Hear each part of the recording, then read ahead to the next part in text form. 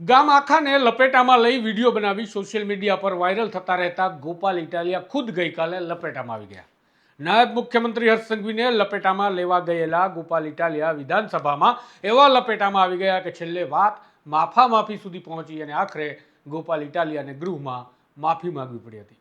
નાયબ મુખ્યમંત્રી હર્ષ સંઘવી વિધાનસભામાં લગ્ન નોંધણી બિલ વખતે એવું બોલ્યા હતા કે લગ્ન નોંધણી જન્મ સ્થળ પર કરવી ફરજિયાત છે.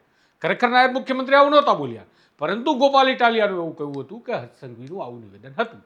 ગોપાલ ઇટાલિયાની આ વાત સાંભળતા જ નાયબ મુખ્યમંત્રી હર્ષ સંઘવીએ વાંધો ઉઠાવતા કહ્યું હતું કે હું આવું બોલ્યો નથી અને હું આવું બોલ્યો હોય તો ગૃહમાંથી રાજીનામું આપી દેવા તૈયાર છું, પરંતુ જો હું નથી બોલ્યો તો તે સાબિત થાય તો ગોપાલ ઇટાલિયા માફી માંગે. નાયબ મુખ્યમંત્રીનો આ કોન્ફિડન્સ જોતા અધ્યક્ષ શંકર ચૌધરીએ ગોપાલ ઇટાલિયાની વાત સાચી છે કે ખોટી એ જોવા માટે વિધાનસભાના રેકોર્ડ તપાસવાનો આદેશ આપ્યો હતો અને વિધાનસભામાં રેકોર્ડ પર ગોપાલ ઇટાલિયાએ કહ્યું હતું તેવી કોઈ વાત હર્ષ સંઘવી બોલ્યા નહોતા એ સાબિત થઈ ગયું.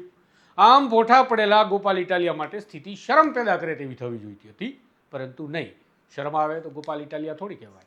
વાત ખોટી હતી તે સિદ્ધ થઈ ગયા બાદ પણ ગોપાલ ઇટાલિયાએ લાજવાના બદલે ગાજવાનું ચાલુ રાખ્યું હતું અને ગોપાલ ઇટાલિયા માફી માંગવા માટે તૈયાર થતા નહોતા, જેથી સંસદીય મંત્રી અને સત્તા પક્ષના સભ્યોએ અધ્યક્ષને દરખાસ્ત કરી હતી કે જો ગોપાલ ઇટાલિયા ખોટું બોલ્યા તે બાબતે માફી નથી માંગતા તો તેમને સસ્પેન્ડ કરવામાં આવે.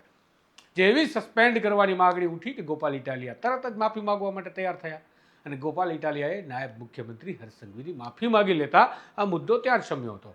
આમ ગોપાલ ઇટાલિયા જે આખા ગામને લપેટામાં લઈ વિડીયો બનાવી સોશિયલ મીડિયા પર ફરતો કરતા હોય છે, એ ગોપાલ ઇટાલિયા ખુદ જ લપેટામાં આવી જતા માફી માંગવા માટે મજબૂર થયા હતા. તમને શું લાગે છે? કમેન્ટ બોક્સમાં જરૂરથી જણાવજો. નમસ્કાર.